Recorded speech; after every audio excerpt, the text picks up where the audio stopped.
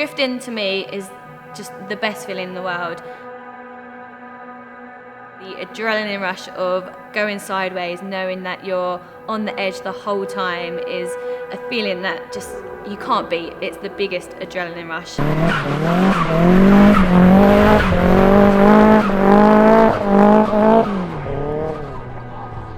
Hi, I'm Michelle Westby. I'm a drift racer.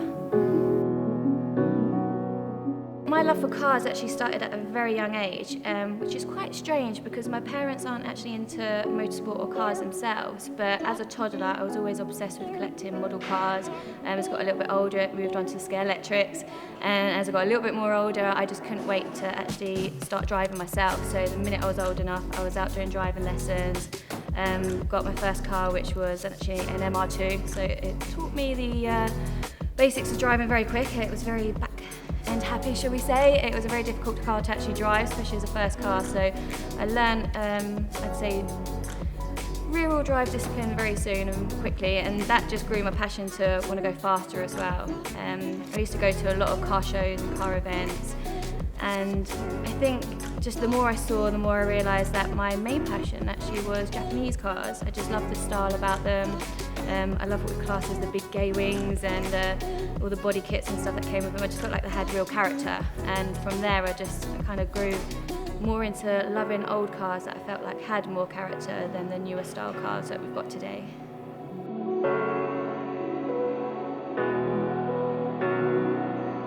I'd say obviously my main hobby and passion is drifting, but I have just started to also take on racing, so a new kind of driving style for myself, learning to go straight around corners and not sideways, which is proving a little bit more of a challenge than I thought, to be honest, but it is great fun, so I'm looking forward to the season ahead. Also, a lot of people already know this about me, but obsessed with my 80s rock music. Terrified of spiders. Random when I do the sort of stunt work I do to be scared of, as everyone else says, tiny spiders, but to me I see them being this big when they're coming at me, especially in my garage. And I think my main passion is obviously cars and motorsport, but live bands, live music is my second, and thirdly, animals, I'd say. Obsession with dogs like most of the world.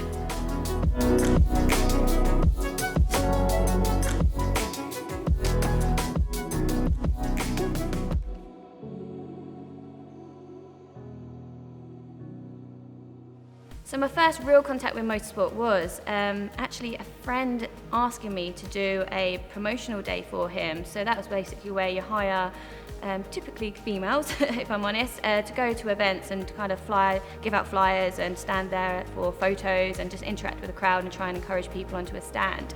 And so he offered me this job, and it was at Ultimate Streetcar, so at Santa Pod Raceway. And that's where I started to see all the dragsters and all the cool Japanese cars, and there was a drift demo there as well. And that's where I saw drifting for the first time ever, and I got interacting with a couple of guys in regards to the drifting, because I'd never seen it before. To me, it just looked like cars going out of control left, right and centre and waiting for them to crash any moment. And from there I then actually got offered a job with the European Drift Championship to be one of the coordinators and also one of the grid gals. And that's where I got talking to the guys and really understanding what drifting was all about, and the more I watched it, the more magnificent I thought it was. I mean, just seeing a car in full control, bellowing smoke sideways, was just something that was so spectacular for me to watch, and I was just craving to give it a go. If I'm honest, I didn't really initially have any female inspirations. I think when I started to get into drifting, there wasn't really many females in that sport yet. And typically I wasn't that into Formula One or anything at the time, to be honest, so I didn't really have a major female role model as such. So no, it literally was just a passion that was within me and just grew. I mean, I saw myself as a tomboy anyway, so I wouldn't say I was looking out for a female inspirator at the time either. If I'm honest, it was a bit of a struggle getting into drifting initially, because I had actually had a bit of a promotional modelling background, and I feel like when I first started out, I turned up to drift days and I was wrongly judged that I was there for the attention rather than actually to learn and pursue it as a career. Obviously disheartening when I know the truth, like deep down I was always the biggest tomboy ever, so the fact that people had this perception about me, which as far as I was concerned was completely the opposite to what I really was really disheartening, and I would say it it did make it difficult to come to drift days because, as I said, I wasn't the most confident person. No matter what it looked like on promotional days, you're acting, should I say, actually. But deep down in an unknown environment, I was the most shy person. So to turn up and feel like you were being judged a little bit more than you probably would if you were a typical guy coming into the events, yeah, I felt the pressure, definitely. But that said, as soon as I started to turn up more and more and more, and people saw that actually my heart and soul was going into this and I was progressing, I was taking it seriously, I was then quickly accepted.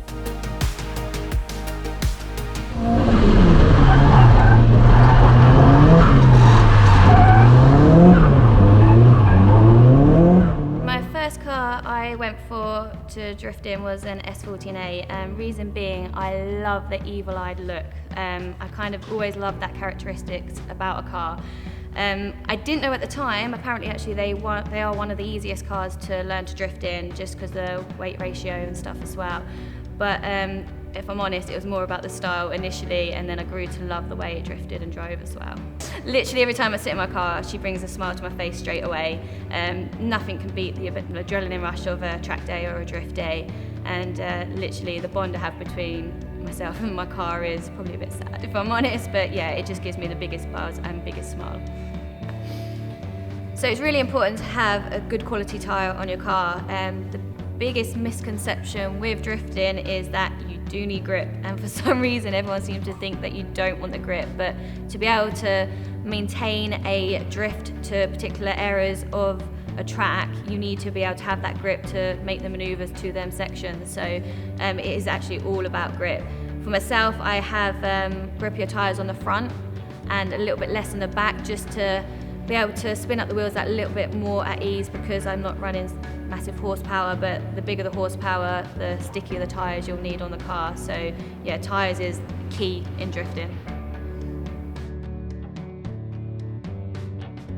No one expects this, but my daily is actually a Passat estate.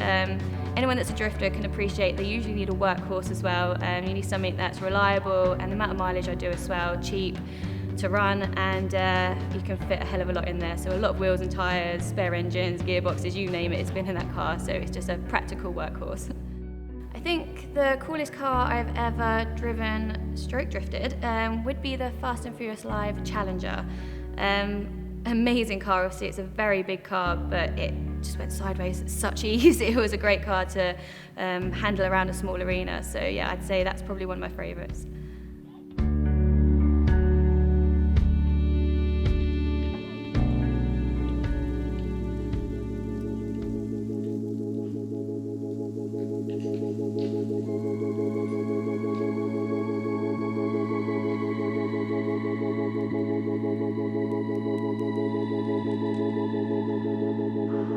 So yes, as I mentioned earlier on, my biggest fear, believe it or not, is spiders. As I've got older, it's got worse as well, which isn't great when you've got cars in storage and garages where they love to hide in all my wheels and tyres and everything as well.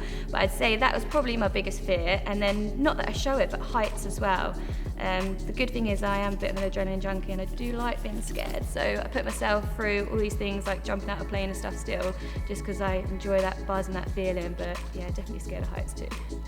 I would actually say drifting has saved me in a few ways. I think as a youngster I was actually quite shy, so I was an only child and I didn't really feel like I had the confidence to kind of approach people and go up to people, and I think getting involved in a scene where I had to rely a little bit on help and advice and building up the courage to go and talk to people, it's helped in so many ways there. But also it's given me a reason to really focus on a career, because it's not a cheap hobby at all. So it's actually pushed me to better myself as a person, whether it would be, as I said, just in confidence in talking to people, or whether it was just to push myself hard within my career to be able to earn more money. I'd say every aspect of drifting has literally had a positive impact and pushed me just to be a better person. So with drifting, obviously you're on edge the whole time, and to be honest, if you're not making mistakes, you're not trying hard enough. I mean, we're here at Santa Pod Raceway today, and my biggest mistake was when I first started to learn to drift. I think it was probably only my third drift day here actually, and I was learning a big third gear corner, and little did I know there was a bit of a dip in that line that we were going round, and quite a few reasons that went wrong, all through just lack of experience. Was first of all, I let off, so where I've hit that dip, my harnesses weren't done up tight enough, so I've actually lifted up my seat a little bit, let off, and that moment that I'd done that, the car's obviously gripped and thrown me into one of the concrete walls. Now, third gear, sorry, so probably, around here, maybe 30, 40 mile an hour into a concrete wall. Obviously, the car didn't come out looking too pretty, so I actually wrote her off. It was a very big accident. Taught me a valuable lesson. Never lift when you're flat out around a corner, and also safety. Make sure your harnesses are always done up as tight as possible, because mistakes can easily happen, but it'll be very expensive. So one thing I have to say is I get very, very nervous just before competitions. So just before I'm due to go out to either qualify or do my first battle.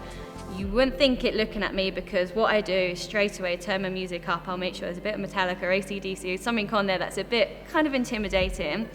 I tend to tactically move, or put my window down, sorry.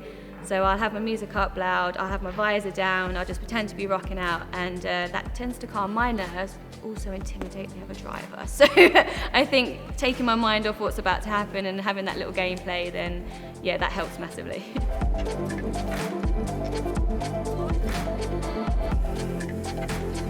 So I literally get negative comments, grab them all, put them in a box. When I'm at a drift event and I'm twinning, just let them all out, and I just become a better driver. I think being a little bit aggressive is what you need when you're drifting, and I think if anything, negative comments just push me further and want me to do more.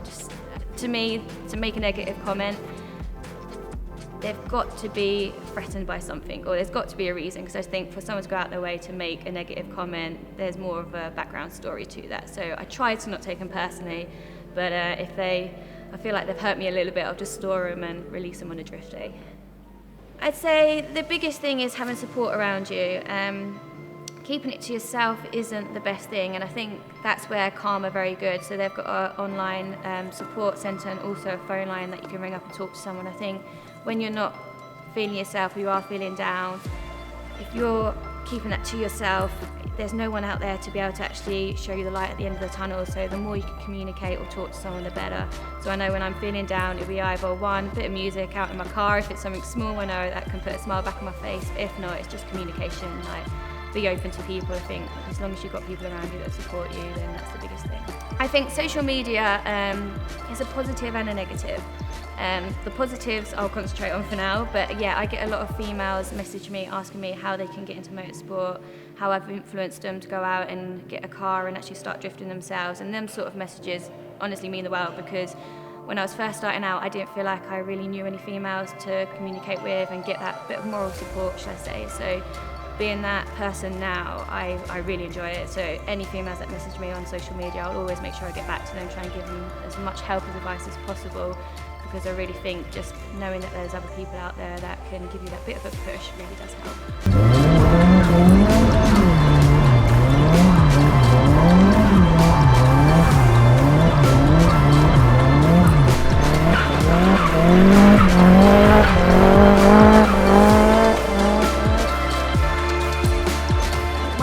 Definitely say I'm very competitive, whether it's at bowling or pool, they know full well if I'm going to lose, I'll sulk about it for hours after. So I think they actually dread doing anything with me that is competitive. So yeah, they would say I am extremely competitive, and they wouldn't be wrong.